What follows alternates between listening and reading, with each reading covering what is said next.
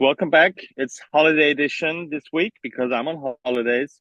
It's way too hot. I'm in the shadows, but it's still 11 a.m. So here we go. Hi everyone. I'm not on holiday, but I'm here too. So, the first question. In your book, you write about the attachment of the muscles to the inside or the outside of the upper arm of the big arm bone.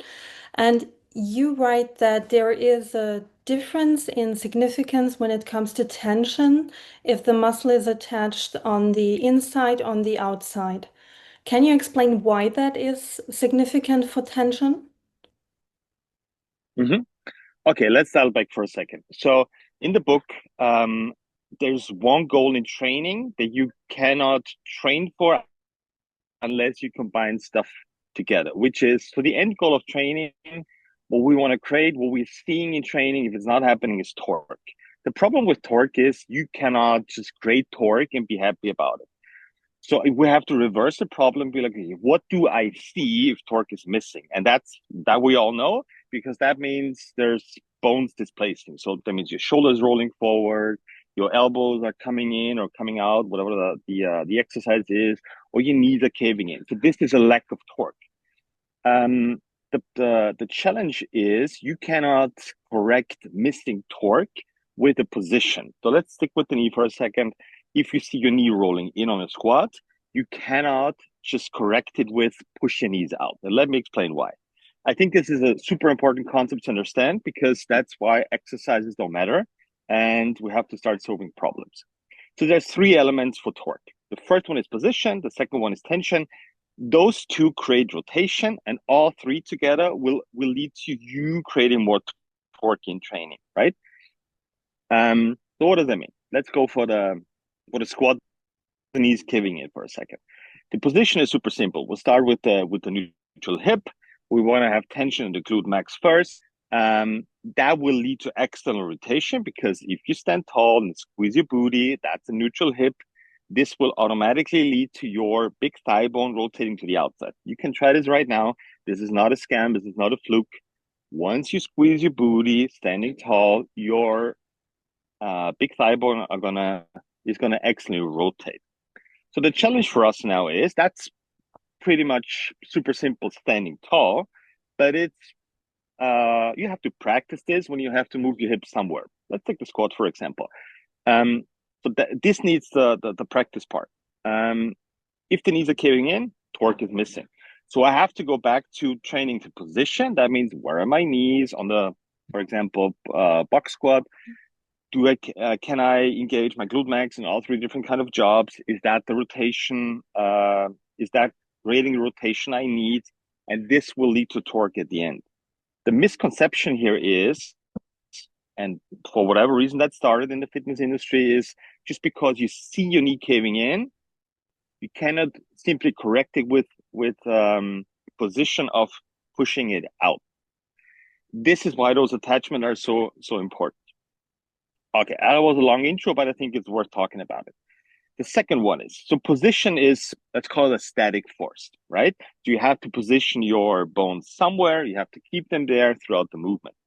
Tension is also super simple. Tension is a pulling force. So that means your muscle is going to either lengthen, shorten, or stay at the same time, stay at the same place.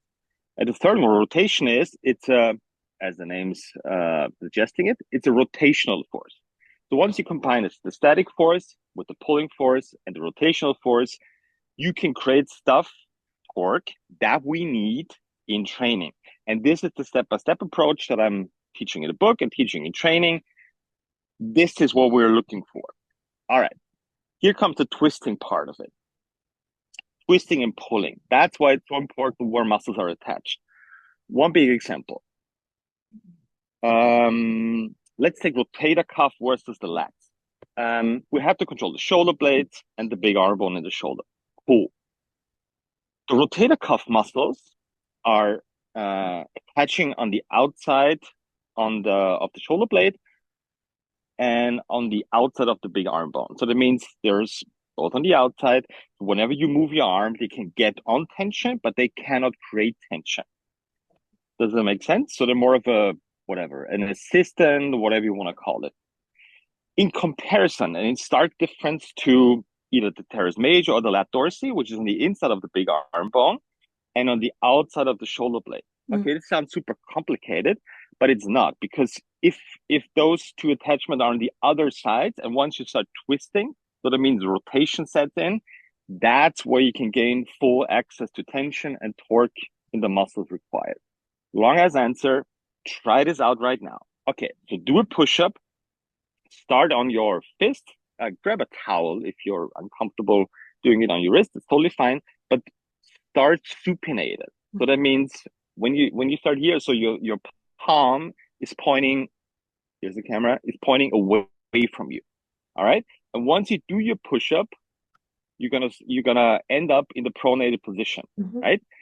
This is what we're looking for. This is the very practical application of position of your shoulder plus tension that controls rotation in your shoulder, and that will lead to torque eventually. Try it out, especially if you have shoulder problems. This is what we're looking for. Maybe that's a dumb question, but what if you start in like pronated and you push yourself up and you end in a supinated position? Is that the same thing pretty much, or does it play a role if you start like that or like that? Yes. Yes. That goes maybe a little bit far, but the short answer is we always want to start creating tension towards the inside. So that means if you start supinated and end up pronated, this is creating tension towards the inside. You could do the other way around, but that's exactly the opposite, right? Okay. And if you're looking at natural movements like punching, for example, this always goes towards tension towards the inside. I heard a fun comment on that, except fake Chinese kung fu movies, right? Because they always punch to the outside.